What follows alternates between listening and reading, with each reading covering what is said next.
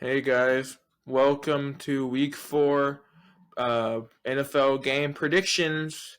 It's me, Kumph-E Rambles, and I am here today with the best predictions and the only correct predictions of the week. If you don't think that these predictions are correct, you're either blind, stupid, dumb, or you don't know what you're talking about. Overall, we are here to give the best predictions ever, and you better put these bets on these because this is going to give you money.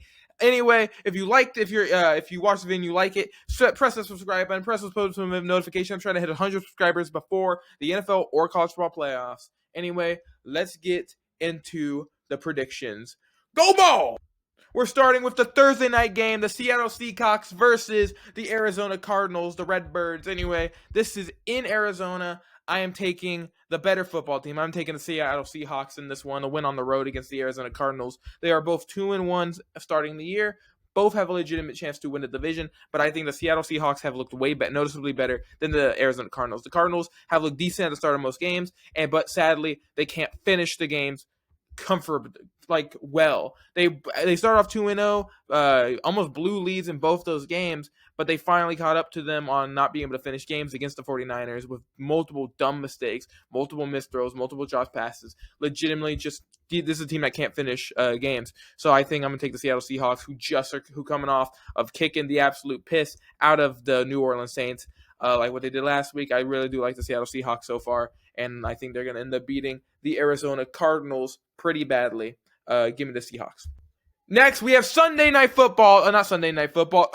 We have the start of Sunday Football. We have the Ireland game. Oh, Milati! We have the Ireland game. We have the Minnesota Vikings versus the Pittsburgh Steelers. The Steelers right now are there's apparently a home game for them, so that sucks for them. But it's in Ireland. We have the Minnesota Vikings versus the Pittsburgh Steelers. We have Carson Wentz versus Aaron Rodgers. Give me the Minnesota Vikings to win and beat the Pittsburgh Steelers. The Minnesota Vikings defense last week was unbelievable. Legitimately one of the most dominant performances by a defense I've seen in recent memory. Legitimately destroyed good old Browning last week. It was not even close. Well, if you saw what happened to him, what's going to happen to good old statue Aaron Rodgers when they face each other in Ireland? This is going to be a pretty long game for the Pittsburgh Steelers. I have the Vikings winning pretty comfortably in this game.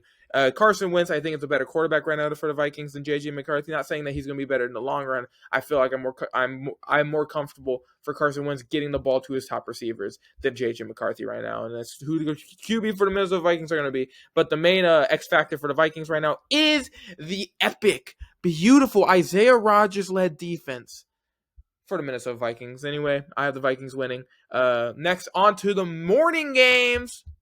Starting the morning games, we have the Washington Commanders, good old commies, the Reskins, or whatever you want to call them. They are facing the Atlanta Falcons. The Atlanta Falcons just coming off of a beautiful shutout loss to the Carolina Panthers, making them look absolutely terrible. This is the second week in a row. That was the second week in a row that Michael Penix has looked awful.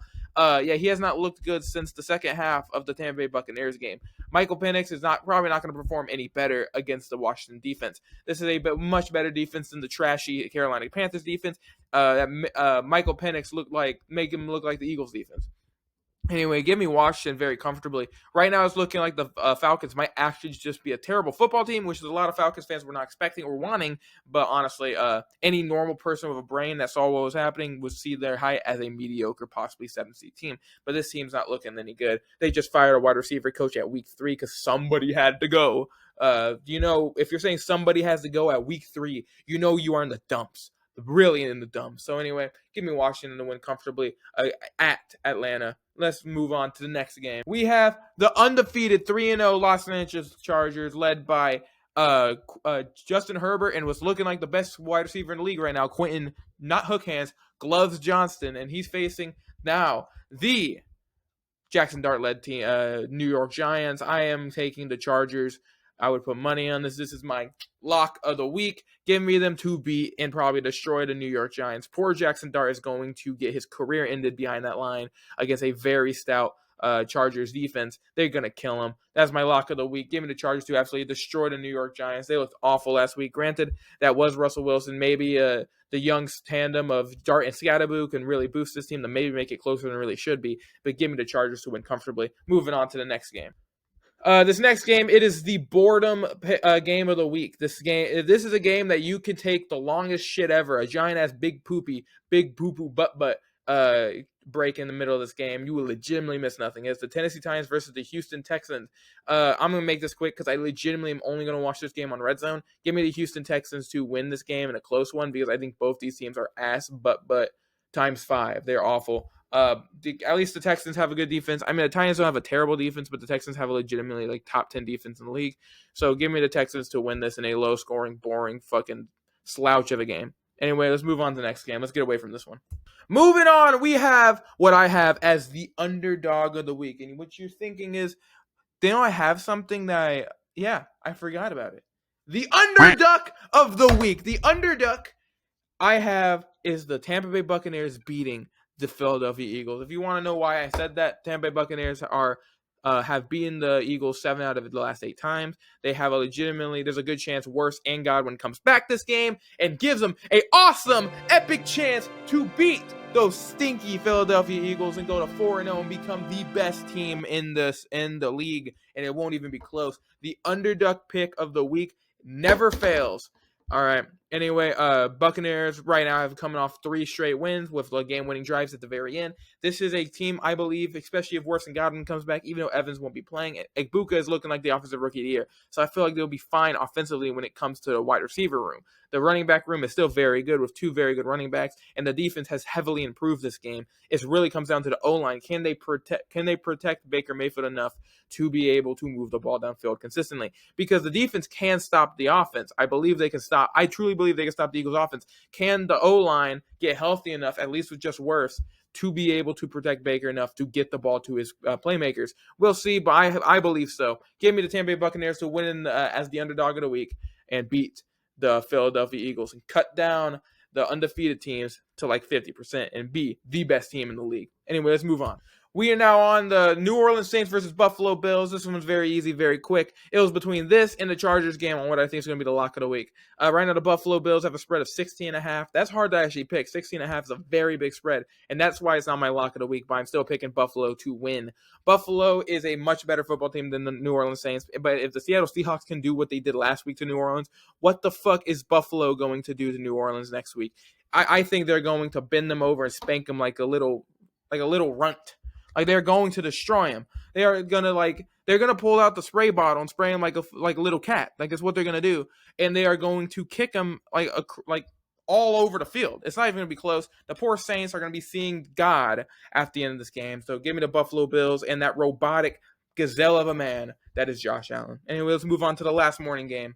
Last morning game, we have the Cleveland Browns versus the Detroit Lions. This is another very easy one to pick. The only reason why this is not my lock of the week is because the Browns defense is really, really good. The offense for the Browns is legitimately pathetic. It's awful in every aspect. So give me the Lions to win this game because of that. I don't think the Lions are going to score like 50 points or anything. I think they're still going to cover. But I think the Browns are going to not let the Lions do what they did the last 2 weeks so far because their defense is so good. So anyway, give me the Lions easily. Gonna move on from this quick because that's pretty obvious in my opinion. I don't think the Browns are gonna strike gold twice. Give me the Lions to win. Anyway, starting the afternoon slot, we have the Jacksonville Jaguars versus the Gold Miners. The very injured, the other super injured team that's not the Buccaneers, the San Francisco 49ers. I think the Jaguars are very mediocre for a 2-1 team. They're legitimately so boring to watch, which is shocking to me because I thought Liam Cohen would make that team so fun to watch, but they are so boring. Brian Thomas Jr. is looking like he might have the biggest sophomore slump I've ever seen from a second-year receiver, and legitimately, I think they're going to lose pretty, not badly, but the 49ers won't be struggling much. They won't be worried. Give me the 49ers to win against Jacksonville in San Francisco. The 49ers, I just think, are a better football team in almost every aspect. There's a chance Brock Purdy plays, but even if he doesn't, I think Mac Jones will be able to get the ball to the playmakers enough to be able to move the ball down Jacksonville, even though the defense isn't awful. Give me the 49ers to win. And let's move on to the next game. Another battle of 2 3-0 teams. Anyway, the battle of undefeated. One of these two teams are going to get their first loss of the year. It is the Indiana Jones Colts versus the Los Angeles Rams. We have 2 really strong teams so far this year. Oh, wait, never mind. What am I talking about? The Rams are undefeated. I'm stupid. Ignore all that was said before. Anyway, yeah, it's 3-0 versus 2-1. Give me the 2-1 team this time. Give me the Rams to beat the Indianapolis Colts.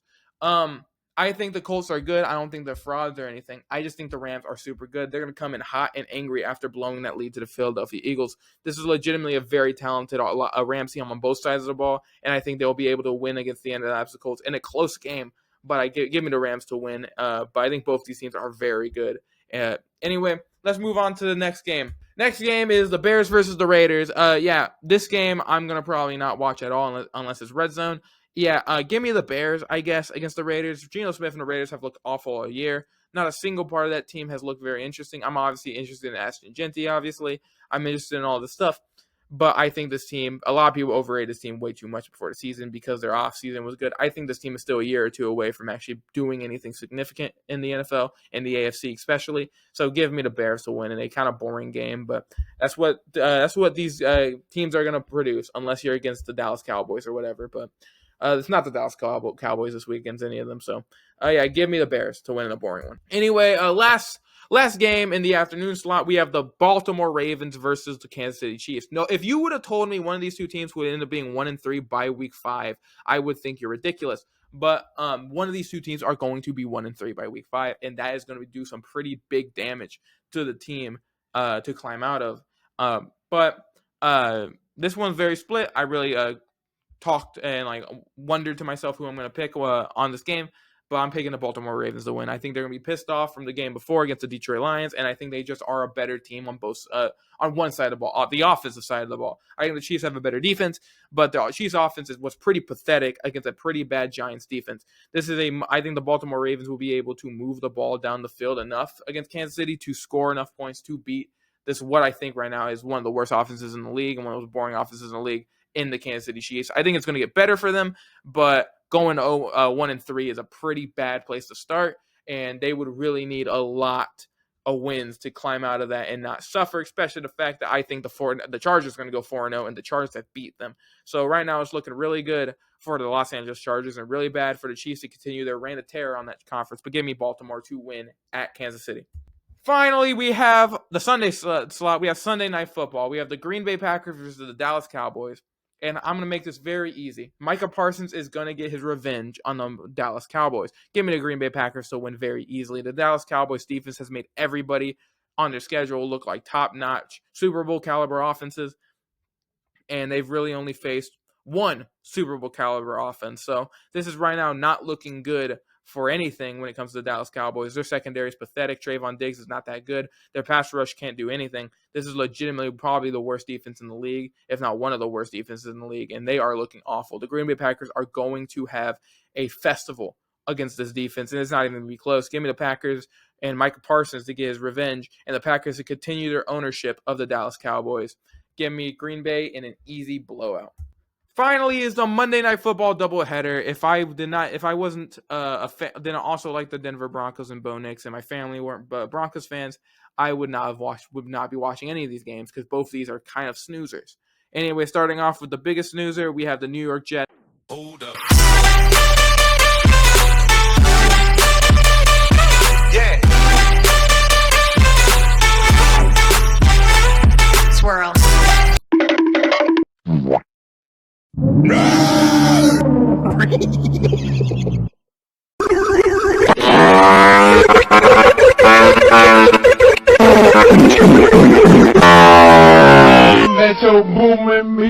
In the final pick of the week, we have the Cincinnati Bengals versus the Denver Broncos. This is a very big game for the Denver Broncos. They need to win this because next week they have the Eagles. We'll see if the Eagles come off of a win or a loss. Either or, that's not an easy game for them at all. The Denver Broncos has the capability to blow this Cincinnati Bengals team out by 1 million, and that's what I have happening. The Cincinnati Bengals look legitimately awful. They turned the ball over legitimately so much that every single highlight that Red Zone posted, it was a fumble or an interception. It was awful. They didn't score their first touchdown until legitimately the end of the game. If you want to, the Vikings defense is awesome, but then you're facing the Broncos defense, who got a bunch of sacks on Justin Herbert and got over that pretty bad game against the Colts. They really slowed down that really good Chargers offense to a kind of minimum. and they were able to space out their touchdowns and really force the Chargers to a bunch of field goals. I wonder what they're going to do against this terrible Bengals O-line and Jake Browning. Yeah, give me the Broncos by a million, by a dillion, by a zillion, by a gillion. I think the Bo Nick's going to have his best game of the year so far, and he's going to hit Marvin Mims or Troy Franklin or Cortland Sutton for like a 50-yard bomb for a touchdown. But anyway, let's get into the outro. Anyway, those are my predictions. I'll make a short doing this exact same thing and more of an exciting, epic, goonerific version of it. So in case you have like an iPad kid attention span like I do, you are able to watch that and be like, your brain will be full of dopium or whatever. So you stay excited because of loud noises, boom, pop, bang. You continue to be excited about that. Anyway, if you like this video, subscribe to the Kumph-E Rambles channel. Press those post notifications to get notified every time I upload a video. I'm on TikTok and Instagram. I'll try to post those in the description. I'm trying to hit 100 subscribers before the NFL or college football playoffs. Let's go Frogs. Let's go Bucks. Anyway, that's about it. Kumph-E is always right. That's about it. See ya.